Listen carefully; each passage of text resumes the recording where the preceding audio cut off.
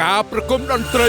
1000លានរៀលដើម្បីសប្បុរសធម៌សំឡេងខ្មែររួបរวมក្នុងឆន្ទៈខ្មែរតែមួយក្នុងស្មារតីរួបរวมគ្នាខ្មែរតែមួយស្វាគមន៍ Express Charity Concert ការប្រគំតន្ត្រី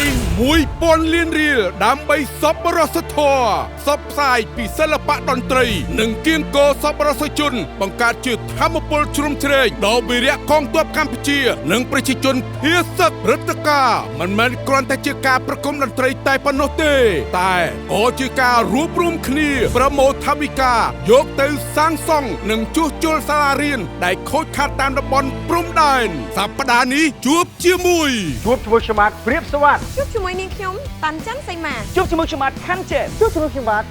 គូម៉ាជួបជាមួយខ្ញុំបាទរាជប្រាថ្នាជួបជាមួយខ្ញុំបាទខេឡាជួបជាមួយនាងខ្ញុំអេមីជួបជាមួយខ្ញុំបាទដូរ៉ាជួបជាមួយខ្ញុំបាទរុនគឹមសនកញ្ញាឡុងចារិយាជួបជាមួយបេក្ខជន Kembo Rapper and Elder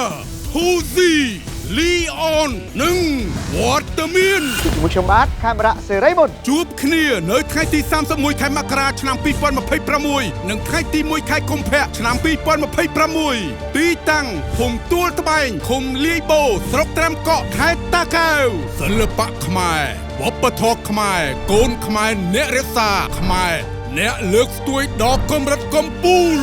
Express Charity Concert ផ្សាយផ្ទាល់នៅលើកញ្ចក់ទូរទស្សន៍បាយ័នភេកផ្លូវការភេសជ្ជៈ Express ចាប់ពីម៉ោង 8 យប់តទៅនាំមកជូនផ្ដាច់មុខដោយ Express Yourself